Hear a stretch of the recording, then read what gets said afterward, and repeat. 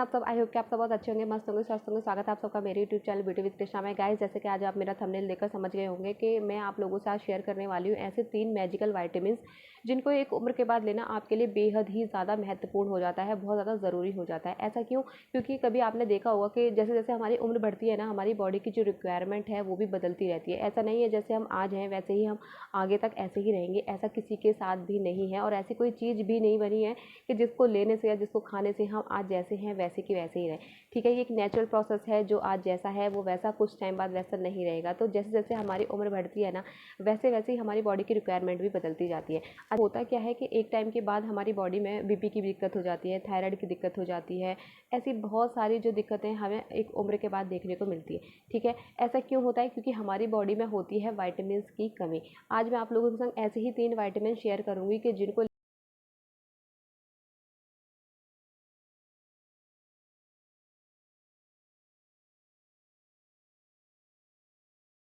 तो सबसे पहले अगर विटामिन की बात करें तो गाइज़ वो है विटामिन डी, जो कि हमें धूप की किरणों से भी बहुत अच्छा खासा विटामिन डी मिल जाता है। लेकिन जैसे कि हम जिस एज पर आज हैं, ठीक है, और जो छोटे बच्चे हैं वो अगर धूप में जाकर 10 मिनट भी खड़े हो जाएँ तो जो उनकी विटामिन डी की रिक्वायरमेंट है ना, वो बिल्कुल सफिशेंट है, उनके लिए बहुत मतलब पूरी हो सकती है।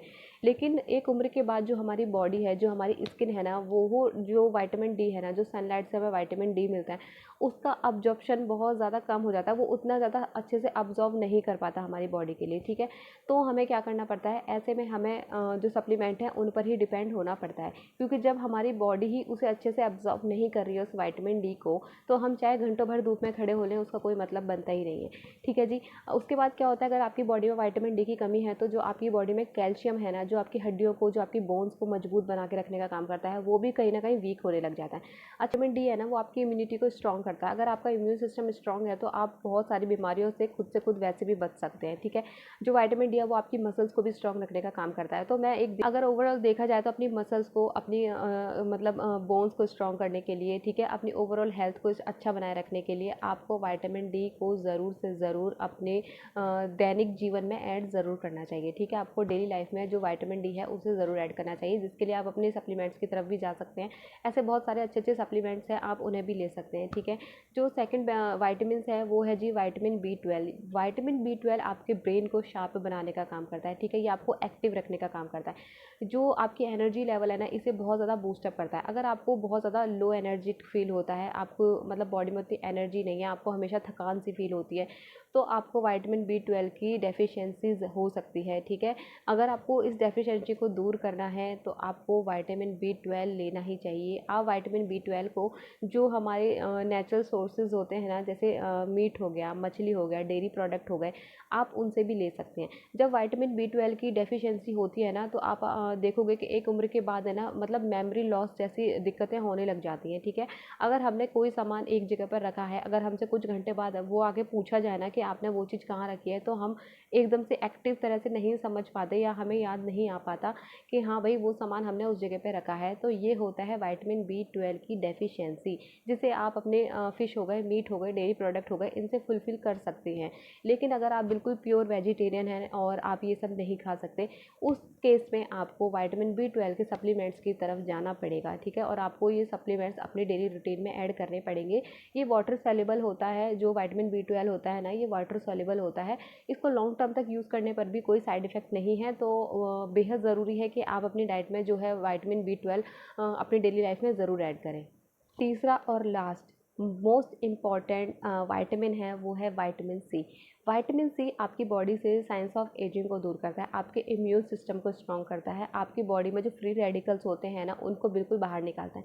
फ्री रेडिकल्स को आप बिल्कुल हल्के में मत लेना कि जो फ्री रेडिकल्स है वो कुछ एवं ही चीज़ होगी। जो फ्री रेडिकल्स है अगर उनकी तादाद हमारी बॉडी में एक टाइम तक बहुत ज़्यादा हो गई ना, तो ये हमें बहुत सारी बीमारियां ही पैदा कर सकते हैं हमारे अंदर। ठीक है, इन सबको निकालने के लिए, जो ये फ्री रेडिकल्स हैं इन्हें बॉडी से बाहर निकालने के लिए जो सबसे मोस्ट इंपॉर्टेंट रोल प्ले करता है वो होता है हमारा विटामिन सी। आपकी बॉडी के साथ साथ अगर आपकी स्किन की जो इलास्टिसिटी है ना उसे भी बहुत ज़्यादा इन्हेंस करता है, क्योंकि ऐसा होता है कि एक वक्त के बाद जो हमारी बॉडी खुद से कोलेजन बना रही होती है ना वो भी बनाना बंद हो जाता है।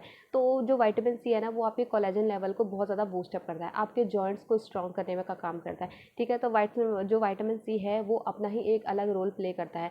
अगर विटामिन सी है ना वो आपके इम्यून सिस्टम को भी स्ट्रॉन्ग बनाता है। वैसे तो जो विटामिन सी है वो सिट्रिक फ्रूट में मिल जाते हैं, जैसे कि ऑरेंज हो गया, लेमन हो गया, और जो हमारे ये होते हैं ना शिमला मिर्च हो गई और कॉलीफ्लावर हो गई, इनके अंदर विटामिन सी भरपूर मात्रा में मिलता है। ठीक है, अगर आप जो डेली बेसिस पे इन सब चीज़ों को नहीं ले पाते हैं तो आपको विटामिन सी के सप्लीमेंट अपनी डाइट में ज़रूर ऐड करनी चाहिए। ठीक है, तो गाइज़ ये थे 3 मैजिकल विटामिन्स जो कि हमारी डेली रिक्वायरमेंट के लिए बहुत ज़्यादा ज़रूरी है। हमारी बोन्स को, हमारी मसल्स को, हमारे ब्रेन को, हमारे इम्यून सिस्टम को स्ट्रॉन्ग करने के लिए ये जो विटामिन्स हैं बहुत ज़्यादा इंपॉर्टेंट रोल प्ले करते हैं। ऐसा नहीं है कि यही 3 विटामिन्स बहुत ज़्यादा इंपॉर्टेंट है, और भी बहुत से विटामिन है, विटामिन के है, मैग्नीशियम है, फॉलिक एसिड है।